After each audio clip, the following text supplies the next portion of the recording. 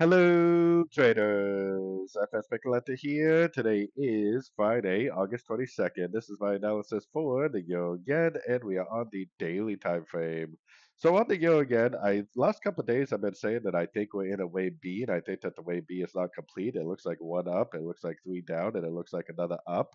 It's probably going to at least go up to this high, and it could even take that high before we get another wave down for what I think is going to be like a expanding or a running ABC correction.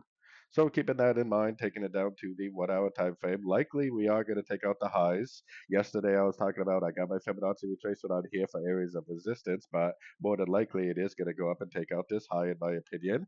And then once it starts taking out those highs, that's when we potentially need to start looking out for a break of structure to the downside. If and when we do get that break of structure to the downside, that's when I will become a seller. For now, I definitely would be focused on trying to go long at the end of all these little pullbacks you see on the shorter time frames.